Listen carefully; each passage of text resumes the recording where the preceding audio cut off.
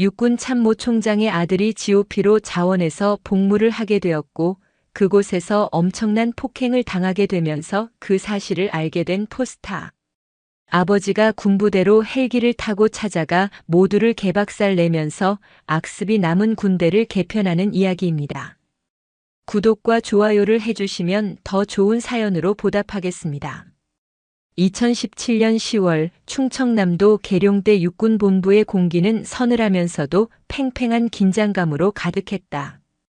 북한의 6차 핵실험 이후 한미연합훈련의 강도는 그 어느 때보다 높았고 육군 참모총장 이선우 대장의 어깨를 짓누르는 책임감의 무게는 실로 거대했다. 그의 집무실에 걸린 위국 헌신 군인본분이라는 액자는 단순한 장식이 아니었다. 그것은 38년간 그의 삶을 지배해온 단 하나의 신조였다. 이선우는 책상 위 모니터에 떠있는 전방 부대들의 실시간 경계 태세 현황을 매의 눈으로 훑쳤다. 그의 시선이 유독 한 곳, 강원도 철원의 제6보병사단 청성부대 섹터에서 잠시 머물렀다. 그곳은 대한민국에서 가장 험준하고 겨울이 빨리 찾아오는 곳이었다. 그리고 그의 하나뿐인 아들 이진우 일병이 복무하고 있는 곳이기도 했다. 아들이 입대 영장을 받은 날 아내는 눈물로 밤을 지새웠다. 육군 참모총장의 아들이니 조금이라도 편한 곳으로 빼줄 수 있지 않겠냐는 아내의 간청에 이선우는 단호했다. 여보, 진우는 내 아들이기 이전에 대한민국의 아들이요. 군인의 아들이 군 복무를 기피하거나 특혜를 받는다면 내가 무슨 낯으로 수십만 장병들 앞에 서서 위국 헌신을 말할 수 있겠소. 진우 스스로 선택한 길이고 그 아이는 잘 해낼 거요. 그는 아들의 자대 배치 결과가 나왔을 때도 일부러 서류를 들여다보지 않았다. 행여나 자신의 마음에 동요가 일어날까 두려워서였다. 아들이 최전방 철책을 지키는 GOP 반전초 근무에 투입되었다는 사실은 풍문을 통해 어렴풋이 들었을 뿐이었다. 아들과의 통화에서도 그는 늘 무뚝뚝했다. 몸은 괜찮으냐, 식사는 잘 하느냐 같은 평범한 안부 대신 군인으로서 본분을 다하라는 원칙적인 말만 되풀이했다. 그것이 아들을 더 강하게 만들고 불필요한 오해를 사지 않게 하는 최선의 방법이라 믿었다. 하지만 아버지로서의 마음까지 지울 수는 없었다. 밤늦게 퇴근해 텅 빈 아들의 방을 볼 때면 혹독한 추위 속에서 경계 근무를 서고 있을 아들의 모습이 눈앞에 어른거렸다. 그는 그저 아들이 다른 수많은 대한민국의 아들들처럼 묵묵히 자신의 소임을 다하고 무사히 전역하기만을 기도할 뿐이었다. 그날 저녁도 여느 때와 다르지 않았다. 국회 국방위원회에 제출할 보고서를 최종 검토하고 있던 그의 휴대폰이 아닌 책상 한쪽에 놓인 아내의 휴대폰이 희미한 진동과 함께 빛을 발했다. 아내는 오늘 친정어머니 병문안으로 집을 비운 터였다. 중요한 연락일 수도 있겠다는 생각에 이선우는 무심코 액정을 들여다보았다. 발신자는 내 아들이었다. 순간 그의 심장이 쿵 내려앉았다. 아들은 자신의 원칙을 존중해 한 번도 아내의 휴대폰으로 연락한 적이 없었다. 무슨 일이지? 불길한 예감이 온몸을 휘감았다. 그는 떨리는 손으로 잠금을 해제하고 메시지를 확인했다. 엄마 나 맞았어. 너무 아파 살려줘.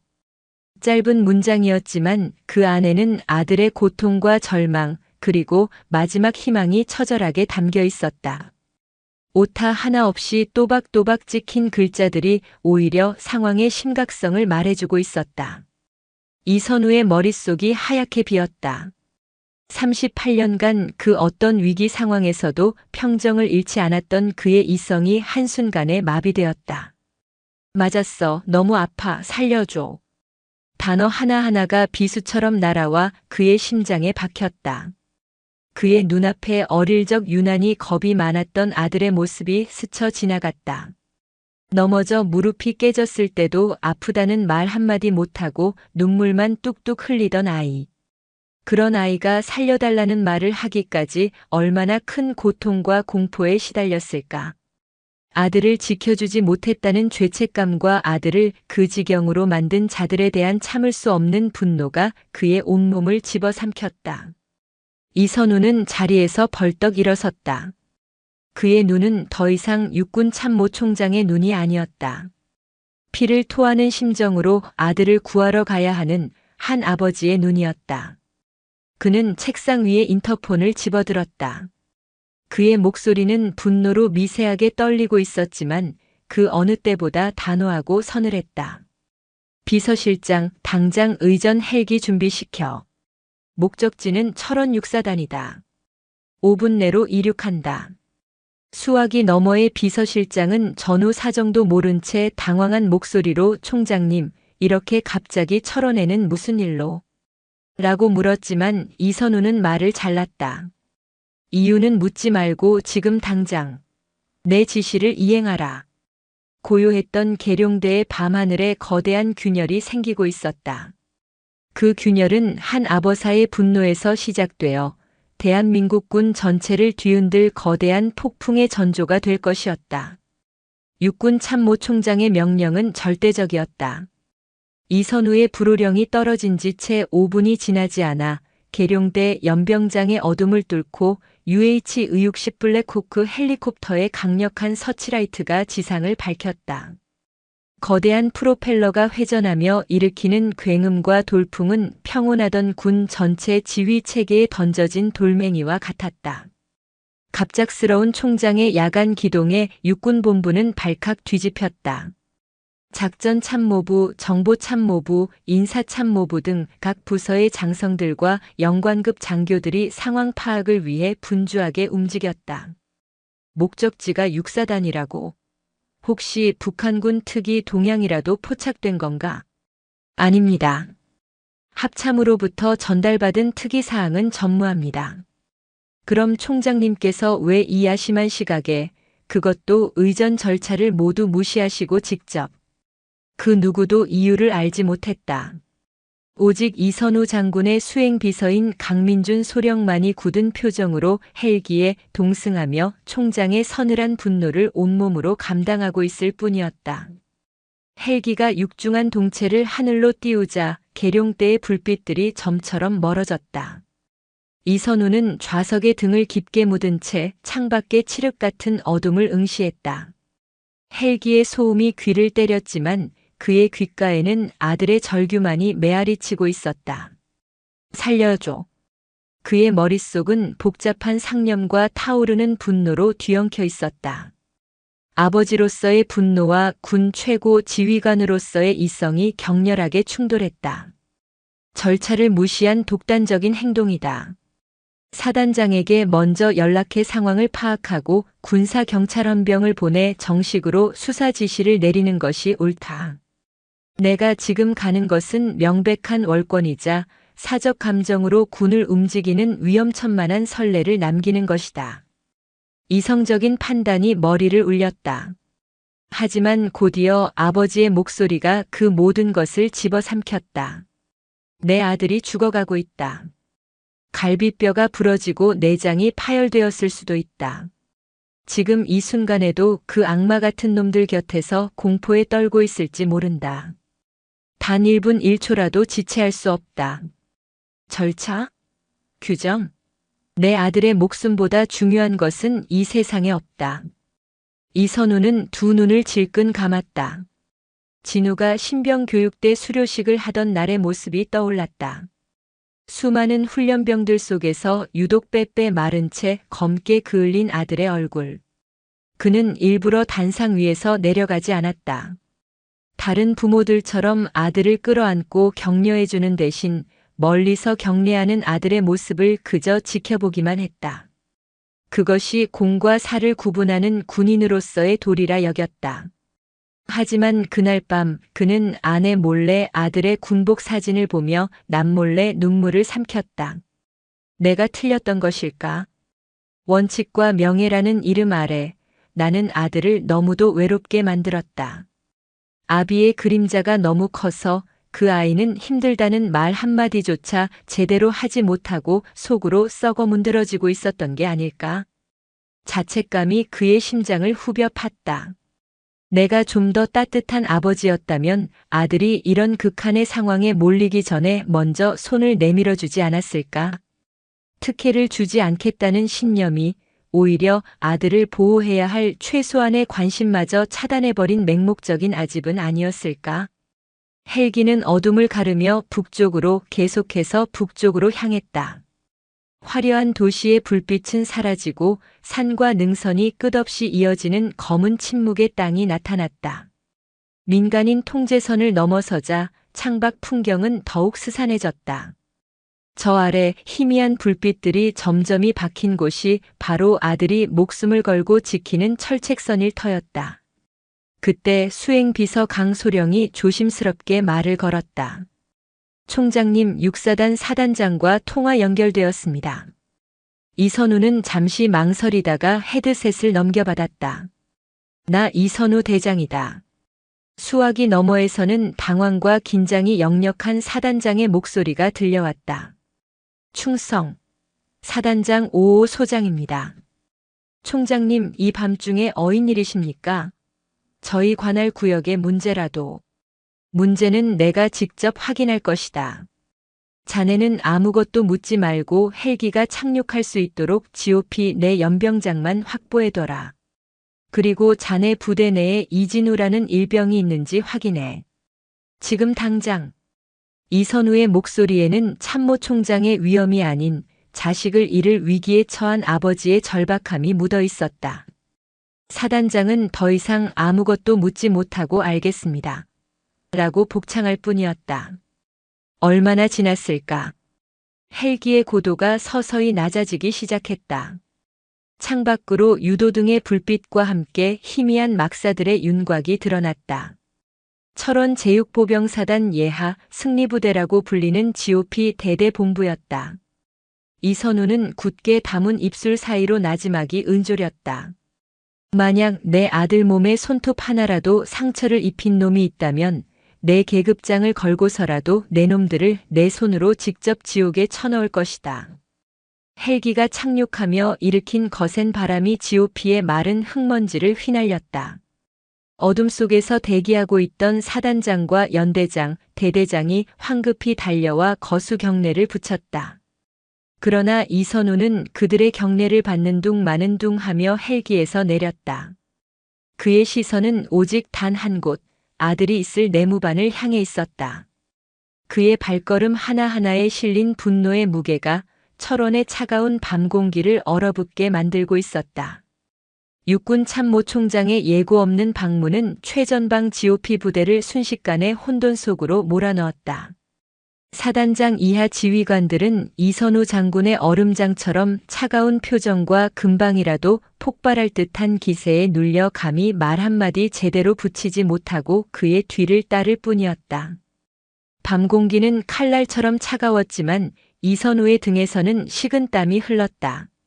막사 건물이 가까워질수록 아들의 참혹한 모습을 마주하게 될지 모른다는 공포가 엄습했다. 이진우 일병은 어디에 있나? 이선우의 목소리는 낮고 조용했지만 그 안에 담긴 위압감은 주변의 모든 소음을 집어삼켰다. 대대장이 떨리는 목소리로 대답했다. 조금 전 몸 상태가 좋지 않다 하여 의무실에 있습니다. 안내해. 짧은 명령에 대대장이 앞장서서 의무실로 향했다. 낡은 복도를 지나는 이선우의 군화 소리가 유난히 크게 울렸다. 끽 소리를 내며 의무실 문이 열리는 순간 그는 숨을 멈췄다. 소독약 냄새가 코를 찌르는 비좁은 공간, 낡은 침상 위에 한 병사가 위태롭게 누워 있었다. 그의 아들 진우였다. 진우의 모습은 처참했다. 군복 상의는 벗겨진 채였고 드러난 상반신은 검붉은 피멍으로 성한 곳이 없었다. 특히 옆구리 쪽은 시퍼렇게 부어올라 갈비뼈가 부러졌음을 직감하게 했다. 퉁퉁 부은 얼굴, 터진 입술, 그리고 힘없이 축 늘어진 오른손은 부자연스러운 각도로 꺾여 있었다. 고통스러운 숨을 간신히 내쉬는 아들의 입에서 끙끙 앓는 신음이 새어나왔다. 진우야. 이선우의 입에서 자신도 모르게 아들의 이름이 터져 나왔다. 평생을 억누르며 살아온 아버지로서의 감정이 툭 터진 강물처럼 쏟아져 나왔다. 그가 침상으로 다가가자 고통에 반쯤 감겨있던 진우의 눈이 힘겹게 떠졌다. 아들의 흐릿한 시야에 아버지의 모습이 들어왔다. 그 순간 강인한 척 버티고 있던 진우의 눈에서 뜨거운 눈물이 왈칵 쏟아졌다. 아버지. 그 한마디에 이선우의 심장은 갈갈이 찢어지는 듯 했다. 그는 차마 상처투성이인 아들의 몸을 만지지도 못하고 떨리는 손으로 아들의 이마를 짚었다. 불덩이처럼 뜨거웠다. 그는 조용히 분노를 사기며 곁에 있던 군의관에게 물었다. 상태가 어떤가? 젊은 군의관은 대한민국 육군의 정점이 눈앞에 있다는 사실에 극도로 긴장한 채 더듬거리며 보고했다. 저 정확한 건 큰 병원으로 이송해서 CT를 찍어봐야 알겠지만 육안상으로는 늑골 다발성 골절과 우측 수지 골절이 의심됩니다. 내부 장기 손상 가능성도 배제할 수 없습니다. 이선우는 조용히 고개를 끄덕였다. 그의 눈빛은 깊이를 알 수 없는 심연처럼 가라앉아 있었다. 그는 아들의 귓가에 나지막이 속삭였다. 괜찮다 아들아. 아빠가 왔다. 이제 괜찮아. 그리고 그는 천천히 몸을 돌려 사시나무처럼 떨고 있는 지휘관들을 향했다. 그의 눈빛은 더 이상 아버지의 눈빛이 아니었다. 수십만 대군을 호령하는 야전 사령관의 적을 눈앞에 둔 맹수의 눈빛이었다. 누가 그랬나? 지옥의 밑바닥에서 울려오는 듯한 목소리였다. 침묵. 그 누구도 감히 입을 열지 못했다. 사단장과 연대장의 얼굴은 하얗게 질려 있었다. 이선우가 다시 한번 물었다. 내 아들을 이렇게 만든 놈이 누구냐고 물었다. 그때 의무실 문가에서 안절부절 못하던 한 병사가 용기를 냈다. 진우의 동기인 박지훈 일병이었다. 그는 모든 것을 체념한 듯한 표정으로 입을 열었다. 백승철 중대장님께서 그러셨습니다. 백승철 중대장. 그 이름이 이선우의 뇌리에 박혔다. 지금 어디에 있나? 중대장실에 있습니다. 이선우는 더 이상 묻지 않고 의무실을 나섰다. 그의 발걸음은 중대장실을 향했다. 사단장이 황급히 그를 막아서려 했다. 총장님, 진정하십시오. 이 문제는 정식 절차에 따라 저희가. 이선우는 그를 뿌리치며 나아갔다. 그의 눈에는 오직 하나의 목표만 있었다. 중대장실 문을 거칠게 열자 안에는 서류를 정리하는 척하던 백승철 대위가 놀란 표정으로 일어섰다. 그는 육군 참모총장이 자신의 눈앞에 나타났다는 사실을 믿을 수 없다는 듯 멍한 표정이었다. 이선우는 천천히 그에게 다가갔다. 내 놈이 백승철인가? 네. 대위 백승철. 총장님께서 어인일로. 내 놈이 내 아들을 때렸나? 백승철의 얼굴이 순간적으로 굳었다. 그는 이진우가 참모총장의 아들이라는 사실을 알고 있었다. 오히려 그래서 더 악랄하게 폭행했다. 장군 아들이라고 별 수 있냐는 삐뚤어진 과시욕과 자신의 처지에 대한 분풀이가 뒤섞인 잔혹한 폭력이었다. 그는 이 사실이 이렇게 빨리 이런 방식으로 알려지리라고는 상상도 못했다. 오해가 있으신 것 같습니다. 군기 확립 차원에서 백승철이 변명을 늘어놓으려는 순간 이선우의 불호령이 터져 나왔다. 내 놈의 더러운 입 닥치지 못할까? 그는 백승철의 멱살을 움켜쥐었다. 건장한 체격의 대위가 30년 가까이 나이 많은 장군의 소나귀에서 종이장처럼 흔들렸다. 군기. 야구 방망이로 사람을 반 죽여놓는 게 내 놈이 말하는 군기인가? 내 놈이 입고 있는 그 군복이 부끄럽지도 않은가? 분노에 찬 이선우의 외침에 백승철은 겁에 질려 아무 말도 하지 못했다. 이선우는 그를 바닥에 내동댕이 쳤다. 그리고 뒤따라온 사단장과 군사경찰 헌병대장에게 명령했다. 당장 이자의 군복을 벗기고 현시간부로 구속하라. 직권남용, 가혹행위, 특수상해 혐의다. 내 직접 명령이다. 사단장의 얼굴이 새하얗게 질렸다. 참모총장이 일선 부대 장교를 직접 체포하라고 명령하는 것은 전례가 없는 일이었다. 명백한 지휘계통의 붕괴이자 월권이었다. 총장님 제발. 절차라는 것이 있습니다. 일단 저희에게 맡겨주시면. 바로 그 순간 이선우의 수행비서가 다가와 휴대폰을 건넸다. 국방부였다. 전화를 받은 이선우의 표정은 더욱 차갑게 굳어졌다. 수화기 너머에서는 국방정책실장 허준혁의 목소리가 들려왔다. 장군님, 상황은 들었습니다. 일단 흥분 가라앉히시고 조용히 복귀하시죠. 군 전체의 사기가 걸린 문제입니다. 일선 부대에서 그런 식으로 지휘관을 체포하시면 어떡합니까? 이선우는 수화기에 대고 나지막하지만 단호하게 말했다. 허 실장, 당신 아들이 야구 방망이로 얻어맞아 갈비뼈가 부러지고 죽어가고 있어도 그런 말이 나올까? 이건 내 아들의 문제가 아니야. 군의 명예가 걸린 문제다. 당신들이 말하는 조직의 안정이라는 게 썩어 문드러진 환부를 덮어두는 것이라면 내가 오늘부터 그 환부를 직접 도려낼 것이다. 그는 전화를 끊어버렸다.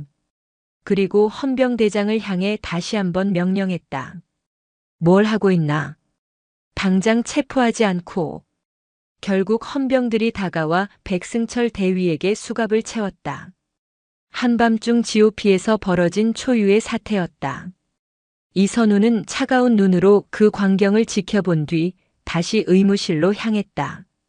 그는 아들의 곁을 지켜야 했다. 그리고 이 지옥 같은 현실을 만든 모든 것들과 싸울 준비를 해야 했다. 이 싸움이 자신의 군 생활 전부를 걸어야 하는 외로운 싸움이 되리라는 것을 그는 직감하고 있었다. 철책 너머의 지옥은 이제 막 그 서막을 열고 있었다. 동이 트기 시작한 철원의 하늘 아래 밤새 이어진 긴장감은 가라앉기는커녕 더욱 무겁게 부대 전체를 짓눌렀다. 이선우 장군의 명령에 따라 긴급 출동한 군사경찰헌병 수사팀이 백승철 대위가 사용했던 중대장실과 내무반 전체를 통제선으로 둘러싸고 증거 보존 작업에 착수했다. 그들이 진우의 관물대 뒤편에서 끝부분에 검붉은 혈흔이 희미하게 묻어있는 야구방망이를 발견했을 때 현장의 수사관들은 말없이 서로의 얼굴만 쳐다볼 뿐이었다. 쇠붙이의 차가움과 나무의 둔탁함이 결합된 그 흉물스러운 물건은 한 인간이 동료 인간에게 얼마나 잔혹해질 수 있는지를 묵묵히 증언하고 있었다. 이선우는 아들이 응급 처치를 받은 후 수도병원으로 긴급 후송되는 의료 헬리콥터의 로터 소리가 멀어지는 것을 끝까지 지켜보았다. 그는 함께 가지 않았다. 아들의 곁을 지키고 싶은 마음이 간절했지만 지금 이곳에서 자신이 물러서는 순간 이 사건은 거대한 힘에 의해 조용히 묻혀버릴 것임을 직감했다. 그는 이 지옥의 현장을 지키는 마지막 보루가 되어야 했다. 오전 9시 예상했던 인물이 도착했다.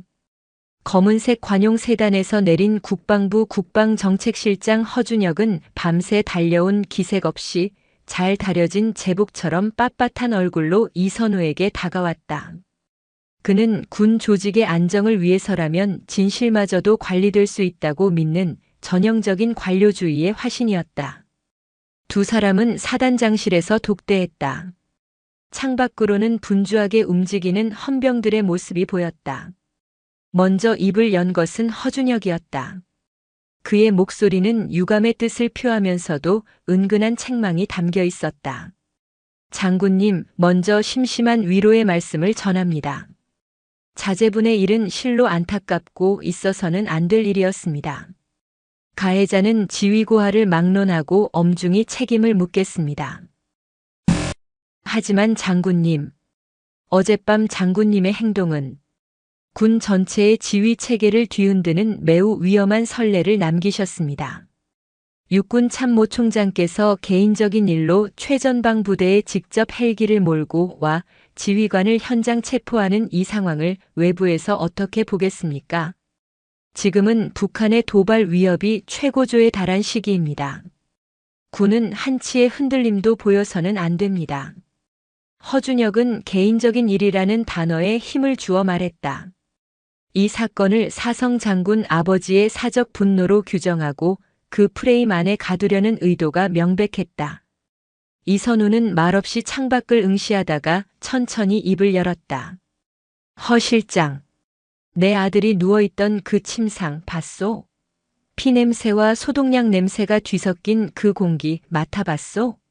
나는 어제 내 아들을 본 게 아니야. 나는 대한민국 군대의 가장 아프고 썩어빠진 환부를 본 거요.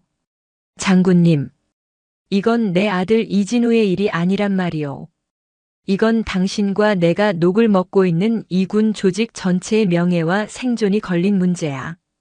이걸 개인적인 일로 덮고 지나가려는 당신의 그 생각이 바로 이 군대를 병들게 하는 진짜 암덩어리요.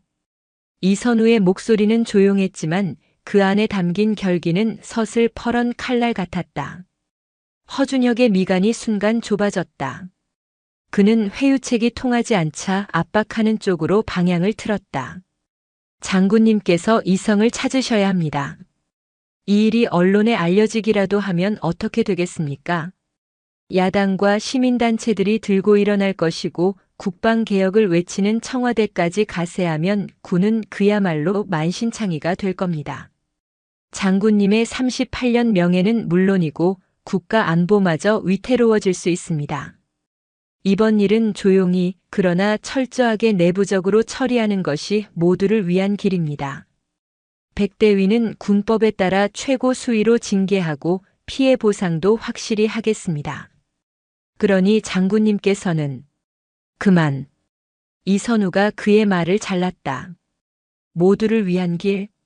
그 모두에 지금도 어디선가 두들겨 맞으며 공포에 떨고 있을 내 아들과 같은 또 다른 병사들은 포함되어 있소?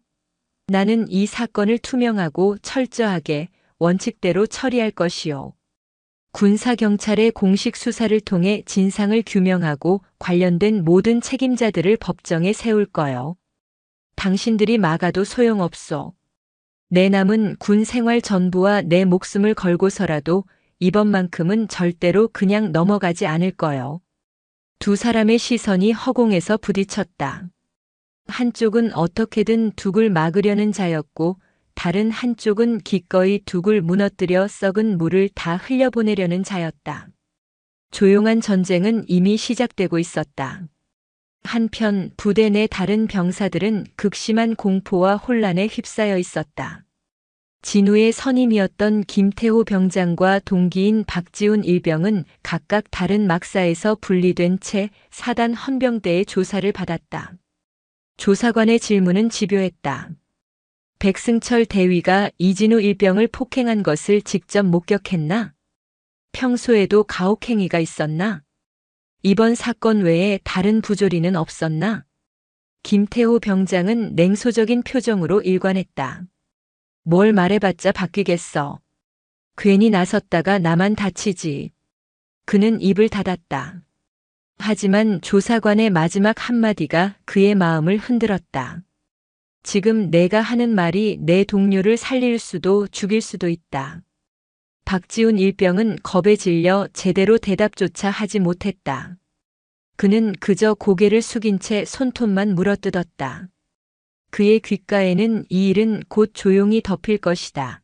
괜히 입 잘못 놀리면 전역할 때까지 편할 생각 말하는 선임들의 수군거림이 맴돌았다. 진실을 말하고 싶은 마음과 보복에 대한 두려움 사이에서 그의 여린 영혼은 속절없이 흔들리고 있었다. 허준혁 실장의 바람과 달리 세상은 그들이 통제할 수 있는 속도보다 훨씬 빠르게 움직였다. 철옹성 같던 군 내부의 비밀은 아주 작은 균열을 통해 순식간에 터져나왔다. 시작은 수도병원 응급실의 젊은 인턴, 군의관의 양심이었다. 헬기에 실려온 이진우의 처참한 상태를 본 그는 단순 폭행이 아님을 직감했다. 갈비뼈는 여러 대가 부러져 폐를 찌를 위험에 처해 있었고 복부 초음파에서는 비장 파열까지 의심되는 상황이었다. 그는 과거 의사협회 인권위원회에서 활동했던 선배 기자에게 익명을 조건으로 짧은 메시지를 보냈다. 선배, 군 관련 특종입니다. 사성 장군 아들 GOP에서 집단 폭행당해 실려옴. 상태 심각. 군에서 엠바고 시도 중. 돌멩이는 던져졌다. 다음 날 정오 한 인터넷 언론사 사회부의 단독 보도로 포문이 열렸다. 단독 육군 참모총장 아들 최전방 GOP서 구타당해 중태군 사건 은폐 축소 의혹. 기사는 순식간에 모든 포털 사이트의 메인 화면을 장식했다. 처음에는 반신반의하던 여론은 참모총장 아들이라는 자극적인 키워드에 폭발적으로 반응하기 시작했다. 댓글창은 분노로 들끓었다. 장군 아들도 저 지경인데 일반 병사들은 오죽할까? 이게 나라냐? 2017년에 아직도 군대에서 저런 야만적인 일이 벌어진다니. 윤일병 사건이 엊그제 같은데 바뀐 게 하나도 없네. 아버지가 헬기 타고 날아갈 만했네. 오죽했으면 그랬을까. 국방부 대변인은 긴급 브리핑을 열어 현재 군사경찰에서 관련 사안을 엄중히 수사 중이며 결과에 따라 법과 원칙에 의거해 조치할 예정이라는 원론적인 답변만 되풀이했다. 하지만 사건을 인지하고 있었다는 식의 애매한 태도는 오히려 은폐 의혹에 불을 지폈다. 분노의 불길이 온라인 커뮤니티로 옮겨붙으며 걷잡을 수 없이 번져나갔다. 군인들이 익명으로 제보하는 페이스북 페이지 육군훈련소 대신 전해드립니다에는 해당 부대 출신 예비역들의 증언이 쏟아졌다. 백승철 대위의 상습적인 폭언과 가혹행위에 대한 구체적인 폭로가 이어지며 여론은 최악으로 치달았다. 그리고 결정적인 한 방이 터졌다. 그날 밤 9시 유튜브에 6사단 55대대 백모 대위의 실체라는 제목의 1분짜리 영상이 올라왔다. 영상 속에서 백승철 대위는 내무반 병사들을 일렬로 세워놓고 차마 입에 담지 못할 욕설과 폭언을 퍼붓고 있었다. 느려 터진 새끼들, 니들 다 죽고 싶어? 여기가 니들 집 안방인 줄 알아? 정신 못 차리는 새끼들은 몽둥이가 약이야, 몽둥이가. 영상은 이진우가 폭행당하는 장면은 아니었지만 백대위의 가학적인 성향과 부대의 폭력적인 분위기를 증명하기에 충분했다. 화질은 조악하고 음성은 심하게 흔들렸지만 그 안에 담긴 공포의 무게는 고스란히 전달되었다. 영상을 올린 사람은 김태호 병장이었다. 그는 부대 복귀 후 이대로 가다가는 자신을 포함한 모든 목격자들이 방관자 혹은 공범으로 몰릴 수 있다는 위기감을 느꼈다. 어차피 이렇게 된 거 다 터뜨리자. 그는 부대 내 반입이 금지된 개인 휴대폰의 보험용으로 녹화해 두었던 영상을 익명 계정을 통해 세상에 공개해버린 것이었다. 영상은 하룻밤 사이에 조회수 수백만 회를 기록하며 대한민국을 충격에 빠뜨렸다. 수도병원 1인실 이선우는 아들의 침대 옆에서 뉴스를 통해 이 모든 상황을 지켜보고 있었다.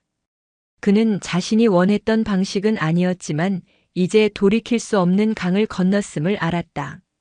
아들의 고통이 온 세상에 까발려지는 것은 가슴 아팠지만 진실을 밝히기 위해 반드시 거쳐야 할 과정일지도 모른다고 생각했다. 그의 옆에서 아내만이 소리 없이 눈물을 흘리고 있었다. 국방부 장관실 허준혁 실장은 책상을 내리치며 분통을 터뜨렸다. 그가 가장 우려했던 시나리오가 현실이 된 것이다. 그의 정교한 통제 시스템은 익명의 제보와 스마트폰이라는 작은 변수 앞에 속수무책으로 무너져 내렸다. 청와대와 국회에서는 쉴 새 없이 전화가 걸려왔다. 이제 이 사건은 한 부대의 일탈이 아닌 정권의 신뢰도와 군 전체의 개혁 문제로 비화되고 있었다. 분노의 파도는 이제 국회로, 청와대로, 그리고 이 모든 사건의 중심에 서 있는 한 장군에게로 향하고 있었다. 여론이라는 거대한 파도는 국방부의 방파제를 단숨에 넘어뜨렸다. 야당은 즉시 국회 국방위원회 소집을 요구했고 군 인권 실태 긴급 현안 질의가 열리게 되었다. 증인 명단에는 국방부 장관과 허준혁 실장, 그리고 이례적으로 현직 육군 참모총장인 이선우 대장의 이름이 포함되었다. 허준혁은 마지막 카드를 쓰기로 결심했다. 그는 국방위 출석 전날 밤 다시 이선우를 찾아왔다. 이번에는 수도병원이 아닌 계룡대의 참모총장 집무실이었다. 그의 태도는 이전보다 훨씬 더 절박하고 집요했다. 장군님, 이제 장군님의 손에 군의 명운이 달렸습니다. 국방위에 나가셔서 아들의 일로 심려를 끼쳐 송구하다 군의 수장으로서 책임을 통감하며 재발 방지에 최선을 다하겠다 정도의 원론적인 답변만 해주십시오. 그리고 모든 조사는 군에 맡겨달라고 말씀해 주십시오. 장군님께서 그렇게만 해주신다면 백대위는 물론이고 사단장까지 지휘 책임을 물어 군복을 벗기겠습니다. 제가 약속드립니다. 그러니 제발 군을 더 이상 정치의 한복판으로 끌고 들어가지 말아 주십시오. 그것은 회유이자 협박이었다. 이선우의 입에서 나올 사과와 유감을 통해 사태를 진정시키고 모든 칼자루를 다시 국방부가 쥐겠다는 속셈이었다. 그는 이선우의 군인으로서의 명예욕과 조직에 대한 충성심에 마지막으로 호소했다. 장군님께서는 평생을 군에 헌신해 오신 참군인이십니다. 장군님의 손으로 직접 군의 명예에 상처를 입히는 일은 없어야 하지 않겠습니까? 이선우는 대답 대신 그날 오후 아들과 나눈 대화를 떠올렸다. 마침내 의식을 회복하고 일반 병실로 옮겨진 진우는 몹시 쇠약했지만 또렷한 목소리로 아버지에게 말했다. 아버지, 저 때문에 너무 힘드시죠? 죄송해요. 아니다. 아비가 미안하다. 진작 알아주지 못해서. 아니에요. 근데 아버지, 김태호 병장님이랑 박지훈 일병. 저 때문에 괜히 불이익 당하면 안 돼요. 그리고 사실 그 부대에는 저 말고도 힘들어하는 애들 많았어요. 백대위는 그냥 그중 제일 나쁜 사람이었을 뿐이에요. 다들 무서워서 어쩔 수 없어서 참는 거예요. 아버지, 만약 아버지가 이걸 바꾸실 수 있다면 저처럼 다른 사람이 또 아프지 않게 해주세요. 아들의 눈물 어린 부탁은 이선우의 마음에 박힌 마지막 불씨를 거대한 불길로 키웠다. 이것은 더 이상 자신의 명예나 군 조직의 안정을 위한 싸움이 아니었다. 아들과의 약속이자 이름 모를 수많은 또 다른 진우들을 위한 싸움이었다. 이선우는 허준혁을 정면으로 바라보며 나지막이 그러나 강철 같은 의지를 담아 말했다.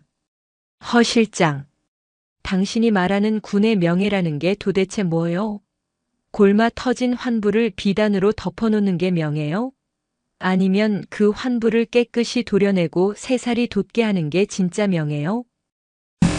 나는 내일 국방위원회에 증인으로 출석할 것이요. 그리고 내가 보고 듣고 느낀 모든 것을 단 하나의 거짓도 없이 국민들 앞에서 증언할 거요. 그것이 내 아들에게 그리고 내가 평생을 바친 이 군대에게 할 수 있는 나의 마지막 책무요. 당신들이 말하는 정치의 한복판으로 들어가는 것을 두려워하지 않겠소. 진실을 밝히는데 성역은 없어야 하니까. 허준혁은 모든 것이 끝났음을 직감했다. 이선우의 눈빛에서 그는 단 한치의 흔들림도 발견할 수 없었다. 그는 체념한 듯 자리에서 일어나며 마지막 한마디를 던졌다. 장군님께서는 후회하실 겁니다. 허준혁이 떠나간 집무실에 홀로 남은 이선우는 창가에 서서 밤하늘을 바라보았다. 그의 어깨 위에서 빛나는 4개의 별 대장의 계급장이 유난히 무겁게 느껴졌다. 이 결정을 내리는 순간 자신은 더 이상 군의 정점에 선 지휘관이 아니라 군 전체를 향해 홀로 칼을 겨누는 개혁자가 되어야 함을 알았다. 그 길의 끝에 무엇이 기다릴지는 알 수 없었다. 불명의 저녁일 수도 수많은 적들을 만들게 될 수도 있었다. 하지만 그는 두렵지 않았다. 그는 책상으로 돌아와 내일 국방위원회에서 발표할 증인 선서문과 발언문을 직접 써 내려가기 시작했다. 컴퓨터 자판 대신 꾹꾹 눌러 쓴 그의 만년필 끝에서는 한 군인의 마지막 양심과 한 아버지의 결연한 의지가 묻어나오고 있었다. 존경하는 위원장님 그리고 위원님 여러분. 대한민국 육군 참모총장 이선우입니다. 먼저 제 아들의 일로 국민 여러분께 큰 심려를 끼쳐드린 점, 군의 최고 책임자 중 한 사람으로서 고개 숙여 사과드립니다. 그러나 오늘 저는 그의 결단은 내려졌다. 이제 대한민국 전체가 그의 입을 주목하게 될 것이었다. 2017년 11월 가을의 끝자락. 여의도 국회의사당 국방위원회 회의장은 차가운 긴장감으로 가득 찼다. 수십 대의 방송 카메라가 뿜어내는 플래시 세례는 마치 전쟁터의 포와 같았고 여야 국회의원들의 날 선 표정은 결전을 앞둔 장수와 같았다. 온 국민이 TV와 스마트폰을 통해 이 역사적인 국정감사를 생방송으로 지켜보고 있었다. 증인석 한가운데 이선우 대장은 꼿꼿한 자세로 앉아 있었다. 그의 어깨 위에서 빛나는 4개의 별은 그가 짊어진 군 전체의 무게를 상징하는 듯 했다. 그의 옆자리에는 허준혁 실장을 비롯한 국방부 고위 관료들이 초조한 기색을 감추지 못한 채 앉아 있었다. 질의는 예상대로 야당의 한중진 의원으로부터 시작되었다. 그는 이 사건을 현 정부의 안보 무능과 군 기강 해이의 증거로 몰아가려는 듯 집요하고 공격적으로 이선우를 몰아붙였다. 증인, 묻겠습니다. 육군 참모총장으로서 아들이 복무하는 부대를 사전에 인지하지 못했다는 것이 상식적으로 말이 됩니까? 이건 명백한 직무유기 아닙니까? 저는 원칙에 따라 아들의 복무에 일절 관여하지 않았습니다. 좋습니다. 그 원칙 아주 대단하십니다. 그럼 다시 묻겠습니다. 의원은 모든 국민이 가장 궁금해하는 질문, 이 사건의 본질을 꿰뚫는 질문을 던졌다. 그의 목소리가 회의장 전체에 울려 퍼졌다. 이선우 증인, 솔직히 대답하십시오. 만약 그날 밤 살려달라는 문자를 보낸 사람이 증인의 아들이 아니었다면, 이름도 얼굴도 모르는 평범한 사병이었다면, 그래도 증인은 그 밤에 헬리콥터를 띄워 최전방으로 날아갔겠습니까? 모든 카메라가 이선우의 얼굴로 줌인했다. 회의장 안의 모든 소음이 거짓말처럼 멎었다. 허준혁 실장은 제발 이선우가 유감스럽지만 그건 어려웠을 것이라는 관료적인 정답을 말해주길 속으로 기도했다. 하지만 이선우는 질문한 의원이 아닌 정면의 방송 카메라를, 카메라 너머의 대한민국 국민들을 응시했다.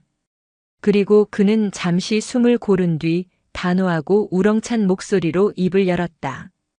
그의 목소리는 더 이상 한 개인의 음성이 아니라 시대의 양심을 울리는 포성과도 같았다. 네, 갔을 것입니다. 한마디였다. 그러나 그 한마디에 담긴 무게는 회의장 전체를 압도했다. 제 아들이 아니라 이 땅의 이름 모를 대한민국의 그 어떤 아들이 살려달라는 절규를 보냈어도 저는 갔을 것입니다. 왜냐하면 이선우는 자리에서 반쯤 일어나며 목소리를 높였다. 그것이 썩어 빠진 관료주의와 좋은 게 좋은 거라는 적당주의에 눈감지 않는 대한민국 육군의 마지막 남은 양심을 지키는 일이라고 생각했기 때문입니다. 제 아들의 고통은 저 개인과 제 가족의 불행이지만 이러한 고통이 버젓이 대물림되는 구조를 방치하는 것은 국가의 수치이자 여기 계신 우리 모두의 책임입니다. 그의 시선이 국방부 관료들과 의원들을 차례로 훑었다. 어깨 위에 별 4개보다 추운 철책 아래서 나라를 지키는 내 아들, 그리고 당신들의 아들들의 눈물 한 방울이 제게는 더 무겁습니다. 한 아이의 아비로서 그리고 이 나라 군의 어른으로서 저는 부끄럽지 않은 선택을 해야만 했습니다. 이상입니다. 연설이 끝나자 회의장은 잠시 동안 완벽한 침묵에 휩싸였다. 이선우의 진심이 그의 절절한 호소가 전파를 타고 모든 국민의 가슴에 가 닿는 순간이었다. 이윽고 기자석에서부터 박수 소리가 터져나오기 시작했다. 일부 의원들까지 자리에서 일어나 박수를 쳤다. 이념과 정파를 떠나 한 군인의 진실된 외침에 모두가 감동하고 동의한 역사적인 순간이었다.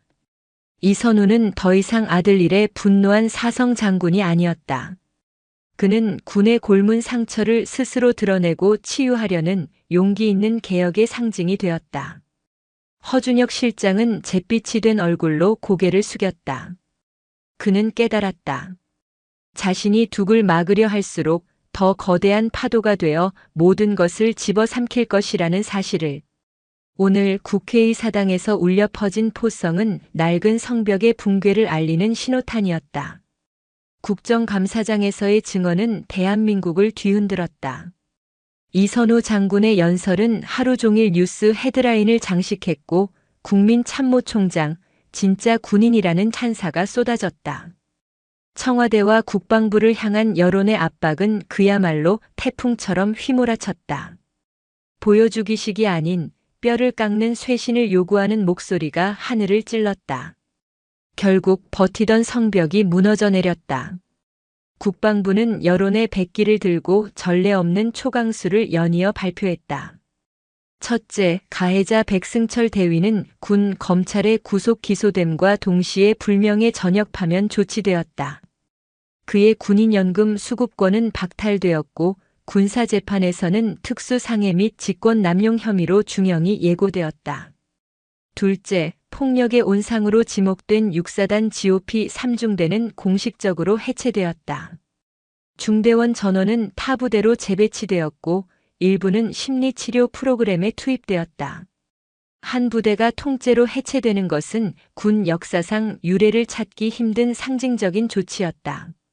셋째, 사단장과 연대장, 대대장에 이르는 지휘라인 전체가 지휘 책임과 사건 은폐 시도를 물어보직 해임되고 징계위원회에 회부되었다. 허준혁 실장 역시 이번 사태의 책임을 지고 대기 발령 조치, 사실상 좌천되었다. 폭풍이 휩쓸고 간 뒤 이선우는 다시 아들의 병실을 찾았다. 어느덧 건강을 많이 회복한 진우는 병실 TV를 통해 아버지의 국회 증언을 전부 지켜본 후였다. 창밖을 보던 진우가 조용히 입을 열었다. 아버지, 국회에서 하신 말씀 다 봤어요. 예전에는 아버지의 아들이라는 게 너무 무겁고 때로는 원망스러웠어요.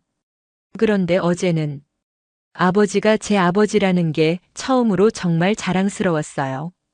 아들의 담담한 고백에 이선우는 아무 말도 할 수 없었다. 그는 그저 다가가 아들의 어깨를 말없이 두드려 주었다. 30년 넘게 존재했던 아버지와 아들 사이에 보이지 않던 벽이 그 순간 조용히 허물어지고 있었다. 언론은 용기를 내어 최초 증언을 한 박지훈 일병과 결정적인 영상을 제보한 김태호 병장을 용감한 내부고발자로 조명했다. 국방부는 그들의 안전을 보장하고 남은 군 생활 동안 어떠한 불이익도 없을 것임을 공식적으로 약속했다. 김태호 병장은 TV 인터뷰에서 무심한 척 그러나 단호하게 말했다. 해야 할 일을 했을 뿐입니다. 이제라도 당연한 게 당연한 세상이 됐으면 좋겠습니다. 그의 한마디는 젊은 세대의 마음을 울렸다. 모든 것이 제자리를 찾아가는 것처럼 보였다. 군은 큰 상처를 입었지만 동시에 새로운 변화의 기회를 맞이하고 있었다. 이선우는 이 모든 소용돌이의 중심에서 조용히 자신의 역할을 마무리 지으려 했다. 그날 저녁 계룡대 집무실에서 보고서를 정리하고 있던 그의 책상 위 전화벨이 울렸다. 발신자 표시에 뜬 것은 단 4글자였다. 청와대 비서실. 수화기를 들자 차분한 음성이 들려왔다. 총장님, 저 대통령 비서실장입니다. 대통령께서 총장님을 직접 뵙고 싶어 하십니다. 올 것이 왔다고 이선우는 직감했다. 이것은 아마도 이번 사태에 대한 격려 혹은 그 이상의 의미를 담고 있을 터였다. 그는 담담하게 대답했다. 알겠습니다. 시간을 알려주십시오. 무너진 성벽 너머로 이제 그가 가야 할 새로운 길이 어렴풋이 보이기 시작했다. 청와대 본관의 집무실은 소박했지만 그 안에 흐르는 공기는 묵직했다. 정갈한 양복 차림의 대통령은 직접 문 앞까지 나와 군복 차림의 이선우를 맞았다. 두 사람은 별다른 인사말 없이 조용히 악수를 나누고 자리에 앉았다. 대통령은 깊은 존경심이 담긴 눈으로 이선우를 바라보며 입을 열었다. 장군님의 용기에 대통령으로서 그리고 한 사람의 국민으로서 깊은 감사를 드립니다. 군 내부의 문제를 스스로 드러내는 것이 얼마나 고통스럽고 어려운 일이었을지 짐작하고도 남습니다. 과찬의 말씀입니다. 제가 해야 할 일을 했을 뿐입니다. 아닙니다. 장군께서는 군의 명예를 실추시킨 것이 아니라 오히려 추락하던 군의 명예를 다시 일으켜 세우셨습니다. 하지만 이제 우리는 더 어려운 과제에 직면했습니다. 무너진 성벽을 다시 쌓되 이전과는 완전히 다른 새롭고 튼튼한 성벽을 쌓아야 합니다. 대통령은 잠시 말을 멈추고 이선우의 눈을 똑바로 응시했다. 그리고 누구도 예상치 못했던 말을 꺼냈다. 그러기 위해 장군님 군을 떠나주십시오. 순간적인 충격에 이선우의 표정이 미세하게 굳었다. 38년간 자신의 모든 것이었던 군을 떠나라니. 하지만 대통령의 말은 이어졌다. 그리고 군을 바로잡는 외부의 칼이 되어 주십시오. 저는 이번 일을 계기로 국방부나 합참으로부터 완벽하게 독립된 대통령 직속 국가군인권위원회를 신설하고자 합니다. 군 내부의 그 어떤 압력에도 굴하지 않고 오직 병사들의 인권만을 위해 일하는 강력한 기구를 만들 생각입니다. 장군님께서 그 초대 위원장을 맡아주십시오. 이선우는 숨을 삼켰다. 군복을 벗고 자신이 평생 몸담았던 조직을 감시하고 칼을 대는 역할을 맡아달라는 제안. 그것은 군인의 길과는 완전히 다른 험난한 정치와 행정의 길이었다. 수많은 저항과 반발이 불보듯 뻔한 자리였다. 그는 망설였다. 내가 과연 이 중책을 감당할 수 있을까? 평생을 군인으로 살아온 내가. 그의 뇌리에 아들 진우의 목소리가 스쳐 지나갔다. 아버지, 저처럼 다른 사람이 또 아프지 않게 해주세요. 그것은 아들의 부탁이자 이 시대가 자신에게 내리는 명령처럼 느껴졌다. 군의 가장 높은 곳까지 올라가 봤기에 그는 누구보다 군의 가장 어두운 그늘을 잘 알고 있었다. 내부에서는 결코 고칠 수 없는 병이 있다는 것도, 진정한 개혁은 때로 외부의 날카로운 메스에 의해서만 가능하다는 사실을 그는 받아들여야 했다. 오랜 침묵 끝에 이선우는 마침내 결심을 굳혔다. 대통령님의 제안을 무겁게 받아들이겠습니다. 제가 가진 모든 것을 바쳐 이 땅의 모든 아들들이 존중받으며 국방의 의무를 다할 수 있는 환경을 만드는 데 헌신하겠습니다. 그날 밤 계룡대의 관사로 돌아온 이선우는 조용히 자신의 집무실로 들어갔다. 그는 자신의 군복을 옷걸이에 정갈하게 걸었다. 그리고 평생 자신의 분신과도 같았던 어깨 위의 대장 계급장, 4개의 별을 천천히 하나씩 떼어냈다. 묵직한 별들을 책상 위에 내려놓는 순간 그의 어깨는 한결 가벼워진 것 같기도 오히려 더 무거워진 것 같기도 했다. 별은 내려놓았지만 그의 전쟁은 이제부터가 시작이었다. 군화와 헬리콥터로 시작된 그의 여정은 이제 법률과 제도를 무기로 싸워야 하는 또 다른 전장을 향하고 있었다. 그는 더 이상 이선우 장군이 아니었다. 대한민국 군 개혁의 무거운 십자가를 짊어진 초대 국가군 인권위원장 이선우였다. 1년 후 2018년의 겨울. 세상은 또 한 번의 계절을 지나왔지만 군의 풍경은 이전과는 미세하지만 분명하게 달라져 있었다. 강원도 화천의 한 최전방 부대. 갓 자대 배치를 받은 신병들이 생활관구 내무반 한쪽의 인권상담실이라는 낯선 간판 앞에서 순서를 기다리고 있었다. 이전에는 상상도 할 수 없던 풍경이었다. 상담실 안 군복이 아닌 편안한 캐주얼 차림의 30대 민간인 전문 상담사가 앳된 얼굴의 김민준 이병과 마주 앉아 있었다. 이곳은 국가군인권위원회가 시범 운영하는 찾아가는 병영 상담 현장이었다. 민준 씨, 부대 생활은 좀 어떤가요? 힘든 점은 없고요. 아, 괜찮습니다. 여기는 계급도 소속도 없이 그냥 편하게 이야기하는 곳이에요. 여기서 나눈 이야기는 철저히 비밀이 보장되고 절대 불이익으로 돌아가지 않습니다. 그게 여기 첫 번째 규칙이에요. 상담사의 부드러운 말에 김이병은 한참을 망설이다 조심스럽게 입을 열었다.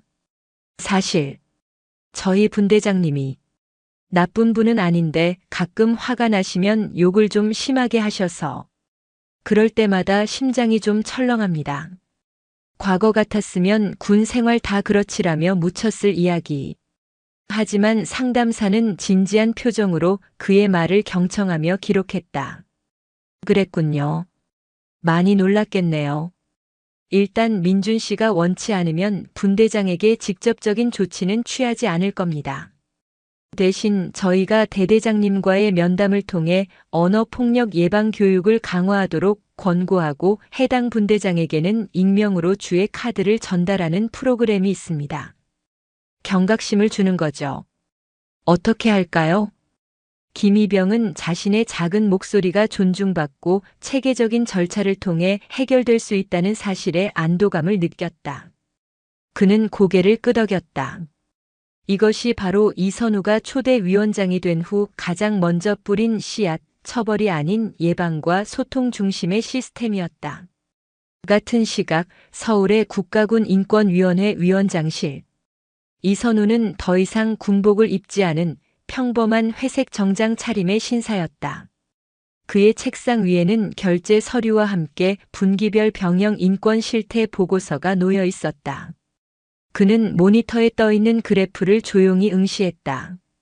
전군 폭행 및 가혹행위 사건 전년 대비 74% 감소, 병사 복무 만족도 38% 상승. 숫자가 모든 것을 말해주진 않지만 분명 의미 있는 변화였다. 물론 아직 갈 길은 멀었다. 그의 개혁에 반발하는 군 내부에 보이지 않는 저항과 군 기강이 약해졌다는 일부 보수 언론의 비판도 여전했다. 하지만 그는 흔들리지 않았다. 그의 책상 한편에는 장군 시절의 화려한 사진 대신 평범한 대학 캠퍼스에서 환하게 웃고 있는 아들 진우의 사진이 놓여 있었다. 그 사진이 그가 나아가야 할 길을 항상 일깨워주고 있었다. 저녁 무렵 그는 차를 몰아 아들이 다니는 대학교로 향했다. 불명예스럽게 군 생활을 마칠 뻔했던 진우는 명예롭게 전역한 후 복학하여 평범한 대학생의 삶을 살고 있었다. 저 멀리 친구들과 웃으며 걸어오는 아들의 모습에 이선우는 흐뭇한 미소를 지었다. 아버지 오셨어요? 그래. 강의는 잘 들었냐? 두 사람은 더 이상 장군과 사병이 아닌 평범한 아버지와 아들로서 캠퍼스를 나란히 걸었다. 진우의 걸음걸이에는 더 이상 그날의 상처가 느껴지지 않았다. 아, 아버지. 얼마 전에 과 후배 한 명이 입대 영장 나왔다고 저한테 군대 어떠냐고 물어보더라고요. 그래서 뭐라고 했냐? 제가 그랬죠. 많이 좋아졌다고. 나 때랑은 또 다를 거라고. 너무 겁먹지 않아도 된다고. 그 말을 듣는 순간 이선우는 가슴 벅찬 희열을 느꼈다. 수십 개의 정책 보고서나 통계 수치보다 아들의 그 한마디가 자신의 지난 1년이 헛되지 않았음을 증명해주고 있었다. 자신의 개인적인 고통과 아들의 끔찍했던 상처가 결국 이 땅의 또 다른 아들들이 조금은 더 안전한 곳에서 복무할 수 있는 작은 희망의 씨앗이 된 것이었다. 캠퍼스의 젊음과 활기를 바라보며 이선우는 자신의 선택이 옳았음을 다시 한번 확인했다. 자신은 별을 내려놓았지만 그 대신 수많은 젊은이들의 마음속에 작은 희망의 별 하나를 띄워 올린 것일지도 모른다. 그의 두 번째 전쟁은 그렇게 조용히 계속되고 있었다. 2017년 가을을 뒤흔들었던 참모총장 헬리콥터 사건은 대한민국 국군의 역사를 바꾸는 분수령으로 기록되었다. 그날 밤 한 아버사의 분노로 날아오른 헬리콥터는 단순히 아들을 구하러 간 것이 아니라 군이라는 거대한 조직의 골마 터진 환부를 향해 날아간 것이었다. 이선우 위원장의 초대 국가군 인권위원회는 이후 5년간 강력한 독립성을 바탕으로 군 인권 정책의 초석을 다졌다. 병사 상호 간의 관계를 수평적으로 개선하는 캠페인, 민간 전문가가 참여하는 인권 실태 정기 감사, 내부 고발자 보호 시스템 강화 등 그가 뿌린 씨앗들은 시간이 지나며 조금씩 열매를 맺었다. 물론 모든 문제가 하루아침에 사라지진 않았다.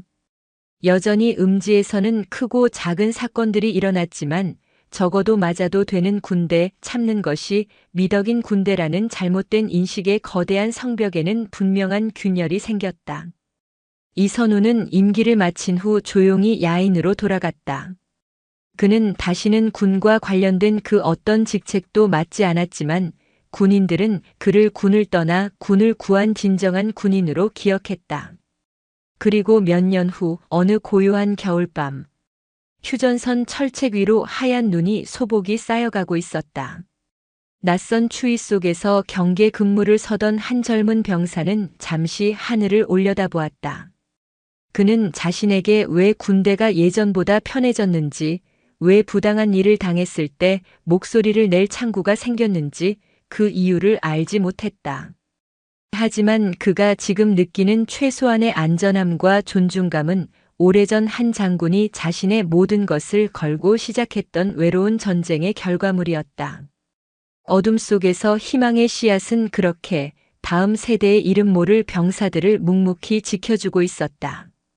오늘도 요지경 사연을 잘 들어주셔서 감사합니다.